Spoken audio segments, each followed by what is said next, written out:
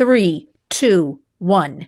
Dani Pinter is the Chief Legal Officer and Director of the National Center on Sexual Exploitation Law Center in Washington, D.C. Dani serves as a voice for human dignity in precedent-setting legal cases on behalf of victims of sexual abuse and exploitation. She speaks regularly, well, with us here on the Warriors, on a variety of topics, with a special focus on protecting youth in this digital age and legal remedies for survivors of exploitation and abuse. The website is endsexualexploitation.org. We have so much to talk about, so let's go. Welcome back to the Warriors, Dani Pinter. Thank you so much. So happy to be here as always. Now, listen, we spoke about a month ago, and at the time I remember I said we got to speak more often. And we do, because we need daily updates, but we'll take monthly because we know how busy you are. Fill us in, because Dani, I think 2026 is the year we are going to begin seeing real change for digital safety, right? Online platforms.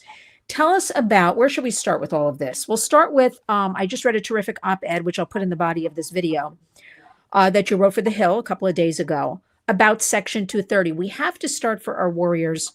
What is this pesky 230? Because people say to me, oh, Lynn, you're talking about that again? Yes, we have to start with what it is and why it's holding everything up. So the floor is yours. Explain what that is, 230. Yes, thank you. So this is the 30th anniversary. Last week marked the 30th to the day anniversary of this bill's passage. Ironically, it is a provision from the Communications Decency Act. So in 1996, even then, Congress was worried that kids were being exposed to harmful content online. So it passed a child protection bill that included Section 230, which was a provision for tech as like a compromise for the tech industry. It's actually called the Good Samaritan Protection for Blocking and Screening of Offensive Content. So the irony of this is that Congress tried to pass this protection for tech from certain liability to incentivize tech companies to moderate their content. There was a New York case that had come out, in the 90s, right before this bill was passed, where a message board website was held liable for defamation because they moderated their content. So the court said, well, because you do moderate and try to take bad things down, then you're on the hook for this defamatory post. So we could kind of see then that wouldn't really work well for an internet based on user-generated content. So the idea was like, oh, let's provide some protection because we do want websites to moderate their content. But the problem is that courts then expanded this and interpreted it to provide near blanket immunity, not just from liability. So this isn't just a defense they can raise. This is a block from litigation. So for example, when children are killed because of like a choking challenge where, a social media algorithms is feeding children this choking challenge where it's showing kids choking themselves and inspiring them to join the cause, and then they die, they're claiming they're immune even for that kind of content. Or when they facilitate sexual exploitation and traffickers and they could take little measures to protect kids and they refuse to do it, these children can't sue them. Last week, we can get into the press conference, but last week a mother was actually told by a Snapchat executive, so sorry your child's dead, but like you can't sue us because of Section 230. And that's the mentality that has created this unapologetic tech industry that just doesn't care about hurting people. Yeah, because we know, and it's very crass, but the bottom line is they really do consider kids collateral damage. Yeah. Right. And they're looking at the big picture. And right now there's no stopping them. There's no accountability. And so therefore they're making their trillions and billions, whatever they're making. We don't even know the number. Right. So frankly, let me play devil's advocate, Dani. Like, why should they? Like, if nobody's saying stop, Exactly. Why should they? But it's coming to a head because we have a law case right now, a case, I believe it's just starting today in New Mexico. We have California, groundbreaking. You're working on things you'll fill us in on. I mean, it's really coming to a head. This will not go on, I believe. So let's start with, so we know what Section 230 is now. Let me ask you another question, because you know how I think. I go all over the place a little bit. How come with other pieces of legislation we have to, what's the word? I'm losing it. Like every few years, sometimes you have to renew them. You have to go back. You have to amend them. You have to. what about this Section 230? Because 30 years, 1996, when this started, we were all babies then, we didn't know about the internet or where it would lead us or AI or any of that. How come there were never anything like that? Do we know anything about that portion of it? Why it's just been the way it is? Yeah. Well, I mean, you're speaking to the reauthorization. So, for example, the trafficking statute has to be reauthorized every few years, which is actually really helpful because it allows advocates to update it where there's Yeah. holes, the things that are unaddressed, as well as we can make changes that make sense for the landscape. So it was just the way that 230 was written. The irony is it was just one section in a larger bill, and that bill had a severance clause, which means if the Supreme Court found anything unconstitutional, it could just strike down the unconstitutional portions and keep the constitutional portions. So the irony of that is the tech industry immediately challenged it, and the entire bill was struck down except 230. So it also wasn't intended to exist on its own. It was supposed to be in the context of this child protection bill. So it already, like, it almost immediately was changed from its original intent. And then we see courts interpreting it further and further from that intent. And the Supreme Court in 30 years has never interpreted it.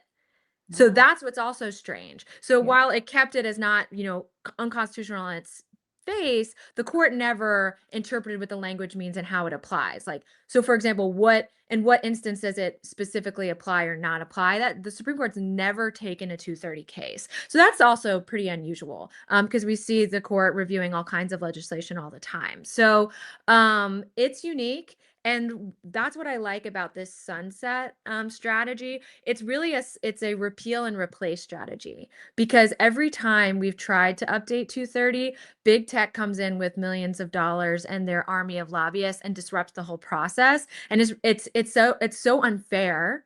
They almost get an automatic veto that we haven't been able to do anything meaningful to actually hold them accountable. So this creates a 2-year countdown where a reform, a replacement bill needs to be passed, or it's just going away. Well, I'm glad you brought all of that up. First, I'm going to point out, I like to always point out, all of these issues we talk about are bipartisan.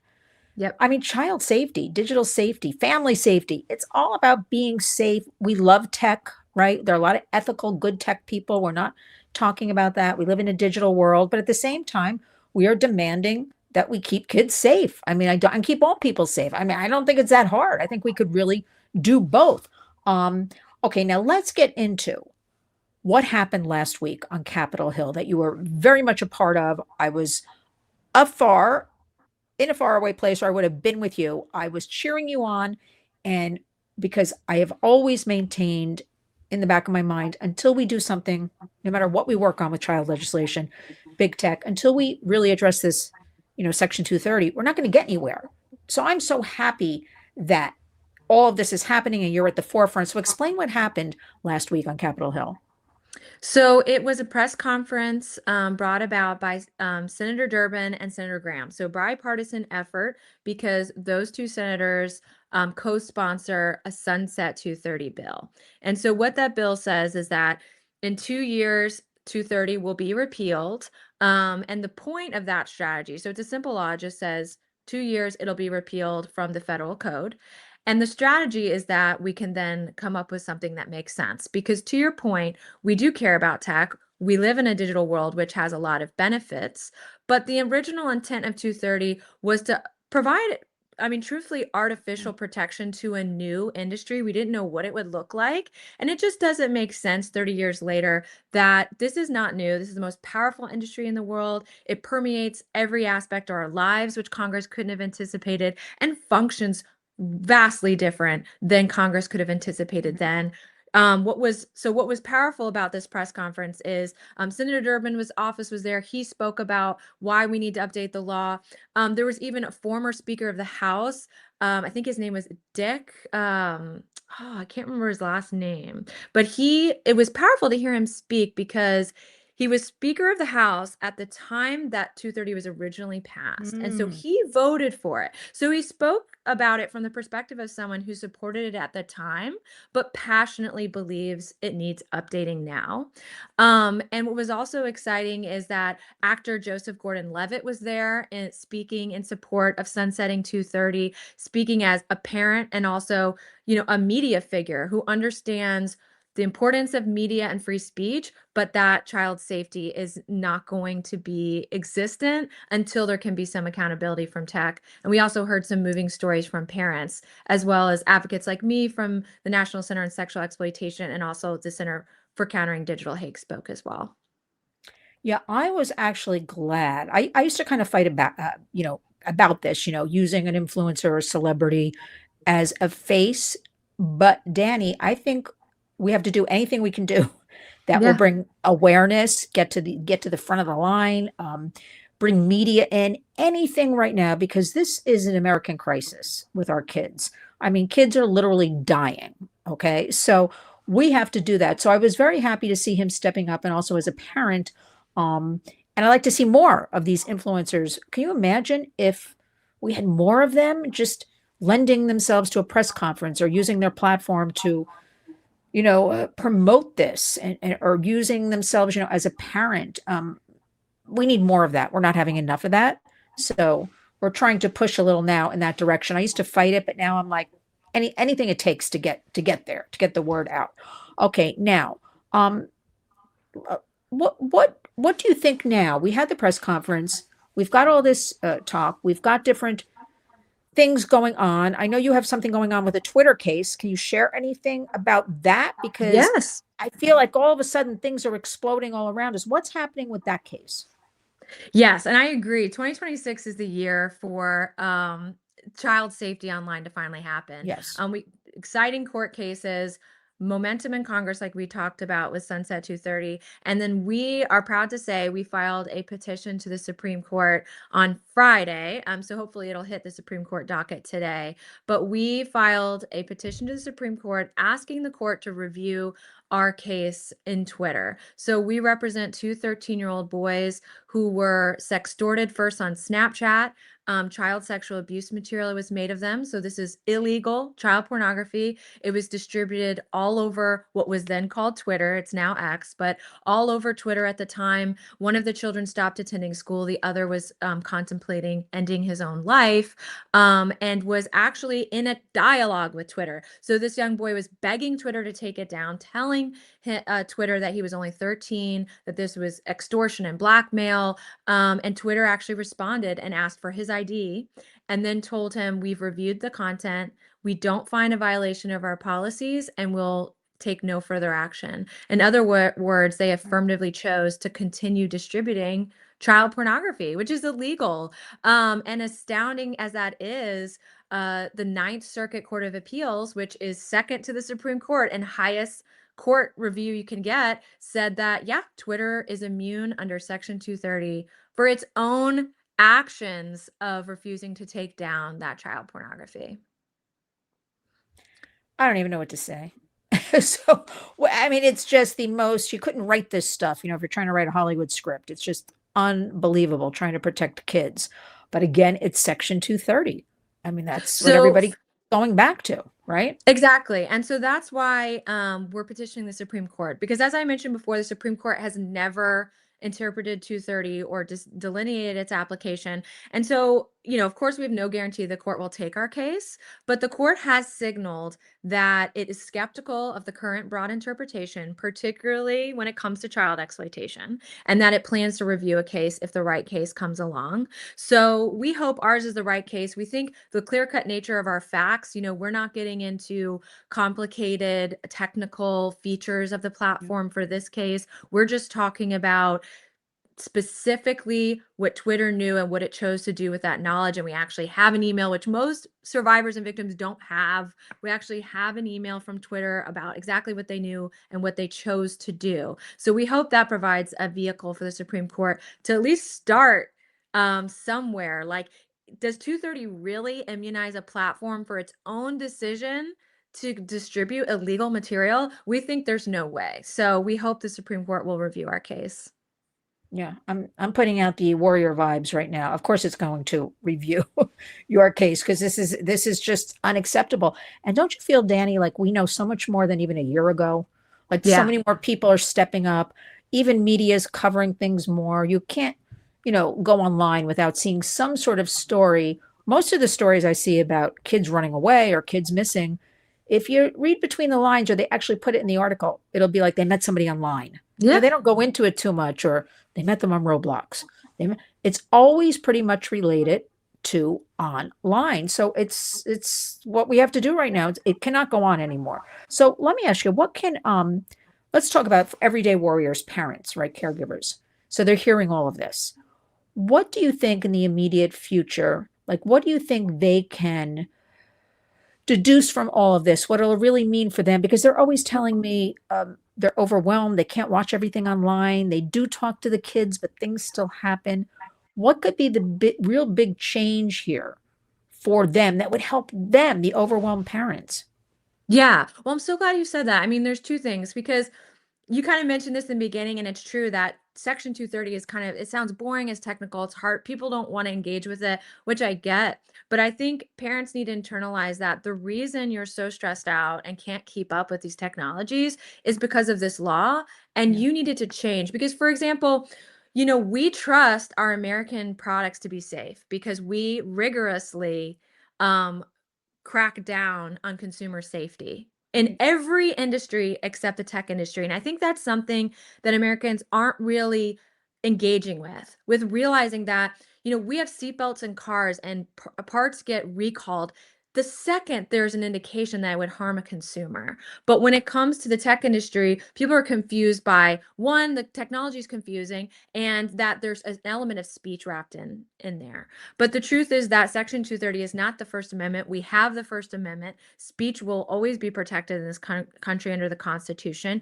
But we should look at these tech companies as products, and they should be responsible for keeping their own products safe for dangerous things they know about. We don't expect them to, mystically read tea leaves. We just expect them to act on the knowledge they have. So, for example, in New Mexico, Attorney General Torres has been launching an unbelievable litigation against Meta on behalf of his constituents, the children in New Mexico who have been exploited on Meta.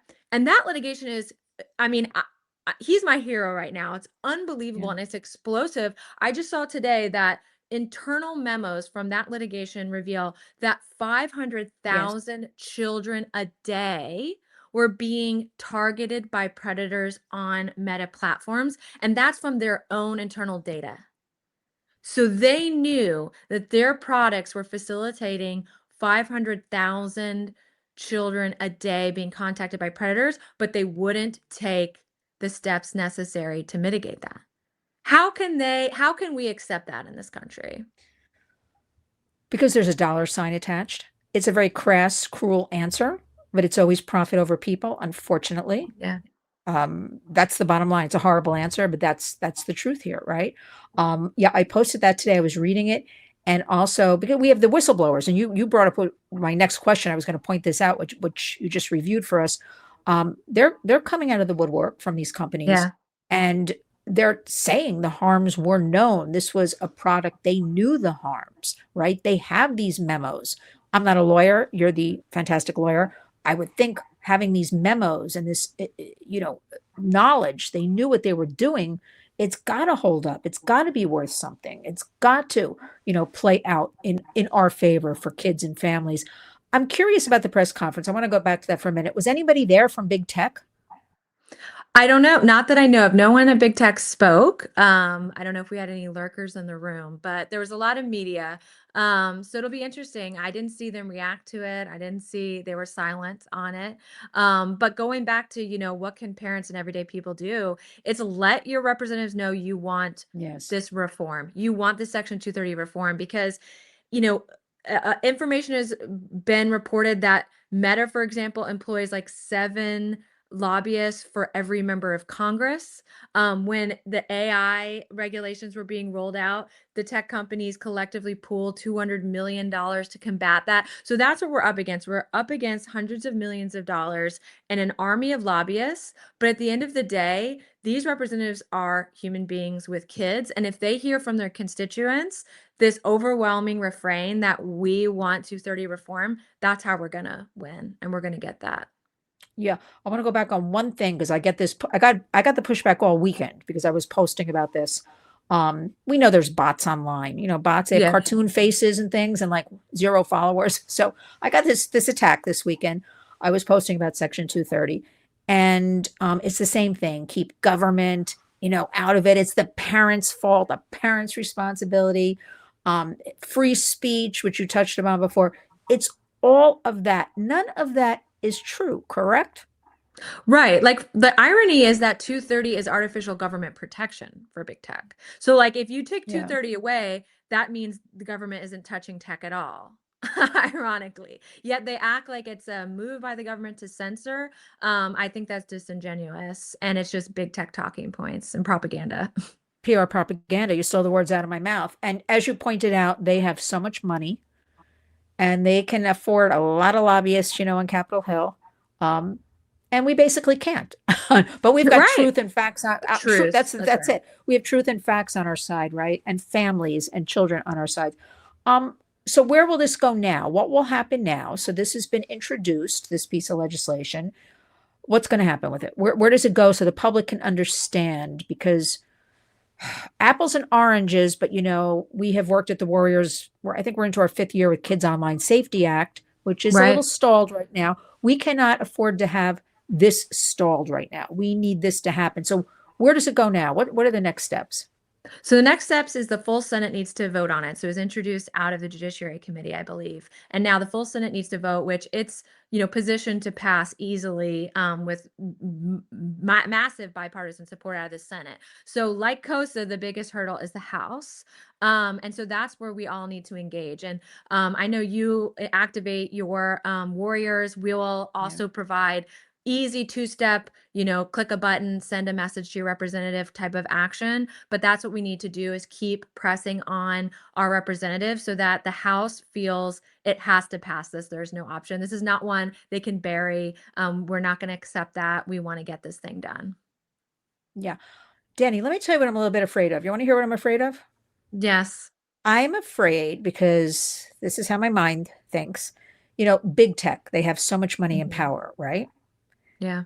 That they may go through with all of this something, but their focus right now, let me see if I can say this sort of correctly.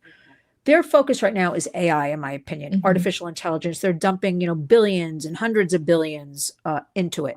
I do know Mark Zuckerberg with Meta, and everybody knows that's Facebook, Instagram, something like he just dumped 500, I don't know what it was, so, billion. He's putting all his eggs in one basket with that.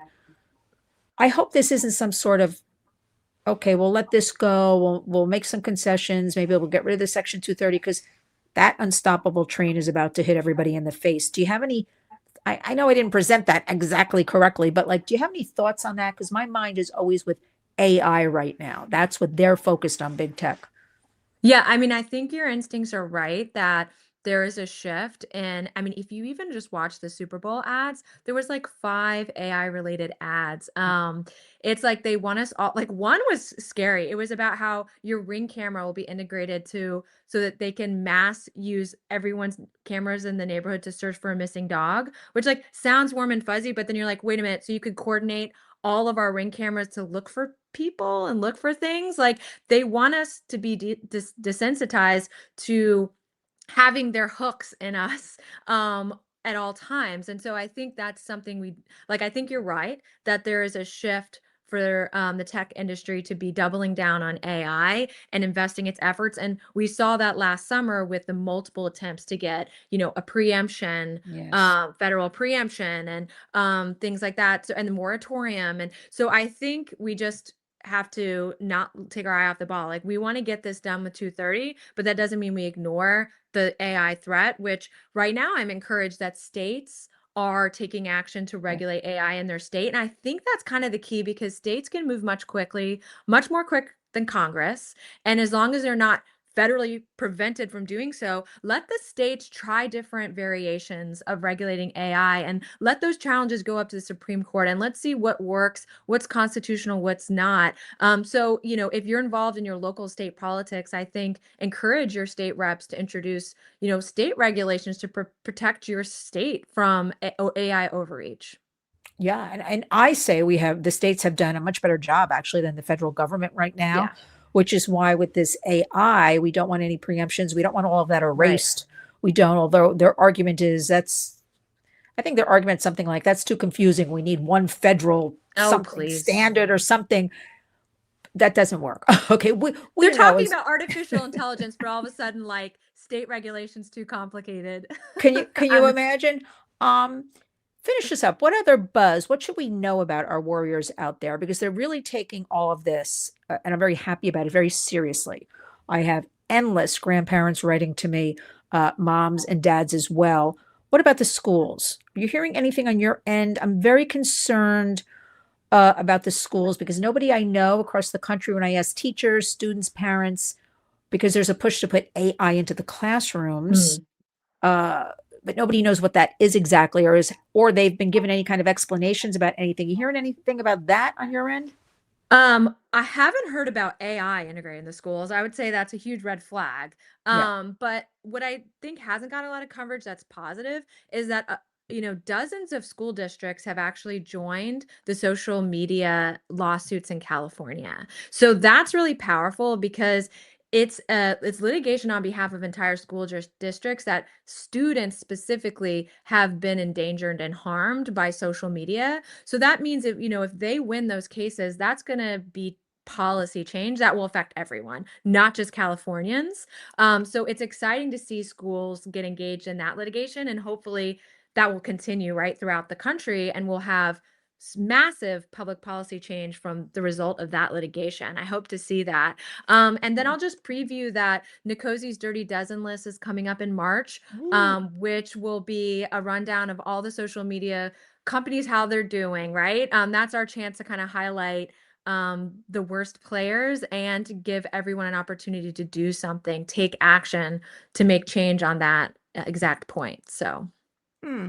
look Well, out for I'm that. I'm going to I'm glad to hear that because I didn't know it's coming out. March is next month already, right? Yeah. So it's gonna. Yeah. I love the Dirty Dozen list. I'm the biggest cheerleader for that, and I love that last year. So I think the National Center and you, Danny, all of you are responsible for this Section 230 because that was the Dirty Dozen list. Yes, we It was painted just our Section whole 230. theme. I think you kicked it off. I think I was so happy when I saw that because again, I used to needle people and be like, well, unless we do something with this Section 230s, we can't. Well, what are we going to do? So when I saw that, I just exploded. So I think you're responsible, you and the National Center, for getting all this done. Finish this up with what would you like our warriors to know? Because what we're talking about right now, obviously, I want you to come back, once a month if you can spare the time. We need to build Absolutely. because we need our warriors on the ground. House.gov, Senate.gov. They know this. I put it in the body of the video. They need to, just send an email and then I Yeah. encourage them, and even a phone call. If you're really hardcore, you could write a letter. Okay. We need everybody involved. It's no longer, you leave it up to the government, you leave it up to your school. We all have to, in 2026, get involved and do something.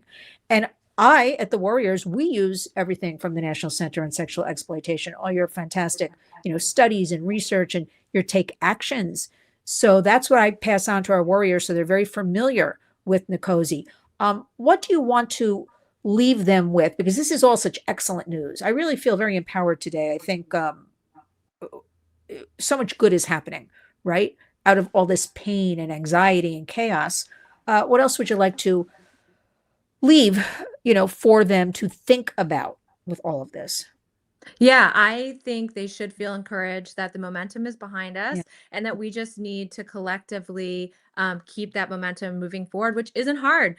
Please take the actions to talk to your representatives. Also, post about it on social media. Talk about it in your mom's groups because that's how we're going to create this massive grassroots effort that will drown out the lobbyists, right? And if you're interested, we have a podcast too. We talk about these things. Oh, yes. Subscribe to our podcast, our newsletter, and we'll keep you updated and engaged. And thank you so much, Lynn. Yeah. You know I'll be back anytime you invite me. No, So Dani, please, you're doing me like the biggest favor because I use all of your information and I say it out loud and Nicosi's because it's the best, right? And that speaks to collaboration in this whole field of working together on, all forms of exploitation, right? And digital safety. We truly have to collaborate. Like what exactly, I Lynn. do, you don't do. What you do, I'm certainly not a lawyer. I don't do kind of thing. I don't create the studies and research. It's true collaboration, and we need to just get the public on board, and they are coming on board. I have seen such a Yep. change, I'm going to say in the last 2 years, and so many wanting to help. So, Dani, we can't thank you enough, taking the time today to join me. Also, I'll have all of your information and also the National Center's information in the body of the video, your terrific op-ed piece from the Hill, because it just explains Section 230, which Yeah. is, I'm telling you, Dani, when I say Section 230, their eyes roll back. They're like, I know. and I'm like, you have to understand in order to understand. So you've got to understand. So I like this op-ed piece. It just tells you what it is. And I put it on you kind of thing. But listen, the center and the work you're doing is terrific. You truly are warriors. EndSexualExploitation.org is the website. And again, just keep doing it. We're your biggest cheerleaders here. And we thank you for everything you're doing. And it's for the children and for the families. And there's a lot of hope out there and we're making a lot of headway. So thank you. And let us definitely, I'm after you, speak again soon. Awesome. Absolutely. We're stronger together. Thank you so much. Absolutely. Thanks, Dani.